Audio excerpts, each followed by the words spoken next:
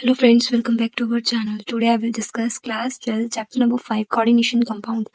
So इसके पिछले part में हमने बैलेंस बोन थ्योरी के जो क्वेश्चंस होते हैं उनको सॉल्व करना सीखा था. तो इंट्रोडक्शन का भी कुछ पार्ट्स बचे हुए हैं तो उनको कंप्लीट करते हैं इस वीडियो में. ये वीडियो का लास्ट पार्ट है. तो हम बैलेंस बोन थ्योरी के हमने क्वेश्चंस किए थे. अब हम उनकी लिमिटेशंस के ऊपर चलते हैं कि limitations of the balance bone theory, जिसको हम BVT शॉर्टकट फॉर्म में भी लिखा जाता है. कई बार आपको क्वेश्चन जब आता है तो इसी तरीके से आता है कि BVT थ्योरी से आपको करना है. तो लिमिटेशन क्या है? इट इन्वॉल्व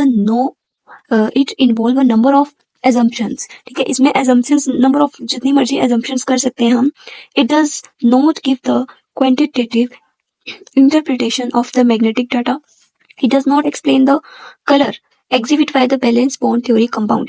इसमें हम कोई कलर को एग्जिबिट नहीं कर सकते. It does not explain the stability of coordination compound.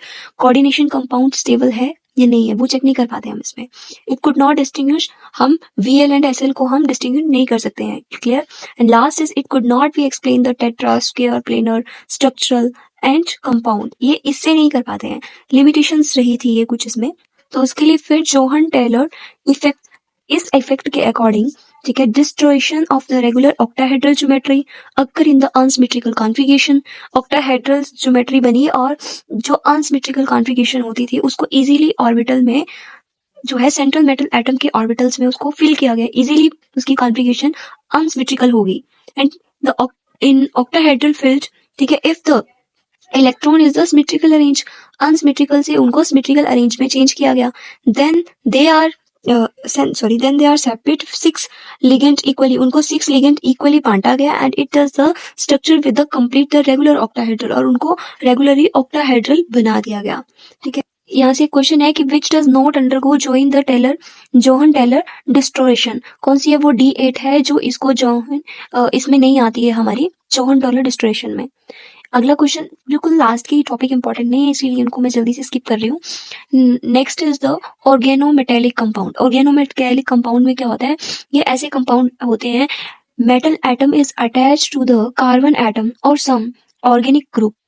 ये वो कंपाउंड है जो मेटल एटम के साथ अटैच होते हैं और इसी के साथ कुछ ऑर्गेनिक ग्रुप जो है उनके साथ, ग्रुप के साथ वो उनकी कार्बन एटम जुड़ी होती है तो वो ऑर्गेनिक मेटेलिक कंपाउंड को बनाते हैं.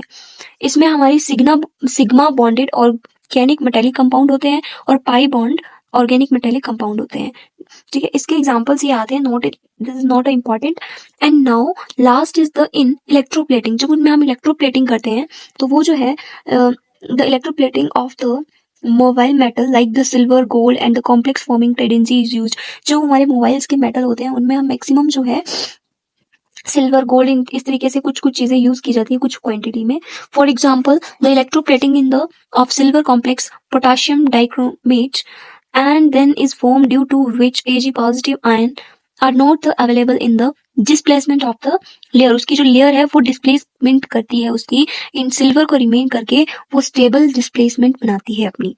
नॉर्मली सा ये चैप्टर था. इस चैप्टर में आपको जो है इंपॉर्टेंट टॉपिक मैंने बताया है कि आपको IUPAC नेमिंग में से जो हमने ये क्वेश्चन किए थे IUPAC नेमिंग वाले, ये क्वेश्चन वेरी वेरी इंपॉर्टेंट है. किस तरह से उनका फॉर्मूला बनता है और दूसरा हम बैलेंस बोन थ्योरी से हम उनको किस तरह से निकालते हैं.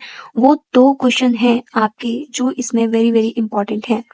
नाउ आज की वीडियो इतनी शॉर्ट ही रहने वाली थी. इस वीडियो के नोट्स NCERT PDF सारी अपलोड कर दूंगी मैं वीडियो के डिस्क्रिप्शन में. एंड देन आपको जो ये चैप्टर है अगर इसके रिगार्डिंग कोई भी क्वेरी है तो आप कमेंट बॉक्स में ज़रूर बताएं.